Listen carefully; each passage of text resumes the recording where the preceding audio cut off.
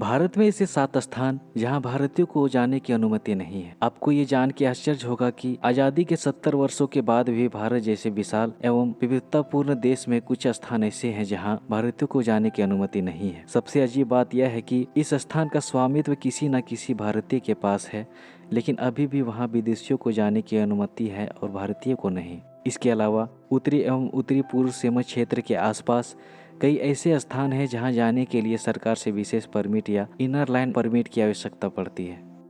Number 1, Chennai का एक laws.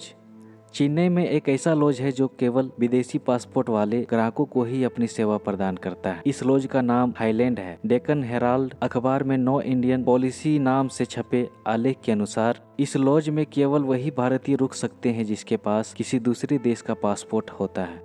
Number 2, Goa और पुदुचेरी के कुछ समुद्र तट केवल विदेशियों के लिए आरक्षित हैं। गोवा के बहुत सारे समुद्र तट एवं रेस्टोरेंट के मालिक भारतीय नागरिकों के बदले विदेशी पर्यटकों को तरजीह देते हैं। ऐसा ही नज़ारा पुदुचेरी के समुद्र तटों पर भी देखा जा सकता है, जो भारतीय एवं फ्रांसीसी आर्किटेक्चर से घिरे हुए हैं एवं उसमें से कुछ समुद्र तट तथा रेस्टोरेंट केवल विदेशी पर्यटकों के लिए आरक्षित हैं। नंबर 3, लक्षद्वीप समूह के कुछ द्वीप। लक्षद्वीप समूह के कुछ स्थानों पर प्रवेश करने के लिए भारतीय एवं विदेशी दोनों को परमिट की आवश्यकता पड़ती है। विदेशी नागरिकों को केवल अगाती, कदमत और द्वीपों पर जाने की अनुमति है, जबकि भारतीय पर्यटक मिनिकॉय और अमिनी जैसे कुछ और द्वीपों पर जा सकते हैं।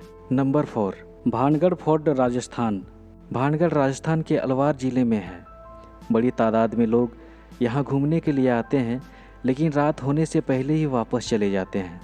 आसपास के लोग कहते हैं कि रात के वक्त यहाँ पायल की आवाज़ें सुनाई देती है और घुंघरुओं की आवाज़ भी। इस किले का निर्माण 15वीं-16वीं शताब्दी में हुआ है। ये किला भूतिया कैसे बना, इसके बारे में कई कहानियाँ सुनाई जाती है।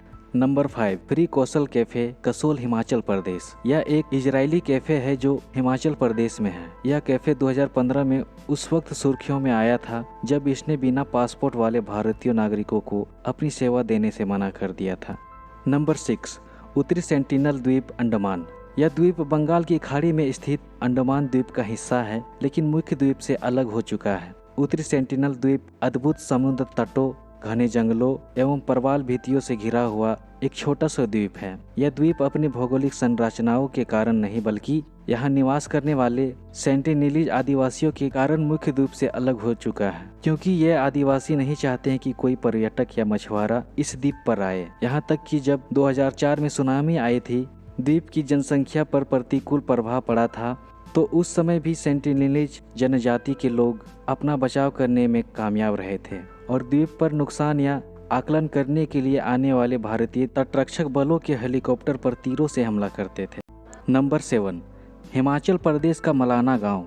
मलाना एक प्राचीन भारतीय गांव है जिसे 326 ईसा पूर्व में बसाया गया था। उस समय के कुछ घायल सैनिक जो यहाँ रुक गए थे, उन्हें ही मलाना के लोग अपना पूर्वज मानते हैं। इन ग्रामीणों को मुझे मत छुओ उपनाम से भी जाना जाता है, क्योंकि इनके सामान को छूने की अनुमति किसी को नहीं है। यहाँ तक कि लोगों को इस गांव की सीमाओं को पार करने की भी अनुमति नहीं है। इस गांव की भाषा कंसी है, जो पवित्र मानी जाती है और बाहरी लोग इस भाषा का प्रयोग नहीं कर सकते हैं। इसके अलावा बाहरी व्यक्तियों को वे अपनी मंदिरों में प्रवेश की अनुमति भी नहीं देते हैं, क्योंकि ग्रामीण बाहरी व्यक्तियों को अछूत मानते हैं। मलाना जल विद्युत स्टेशन नामक एक बांध परियोजना इस गांव को बाकी दुनिया के करीब लाया है और यह परियोजना इस क्षेत्र में राजस्व प्राप्त का एकमात्र स्रोत है।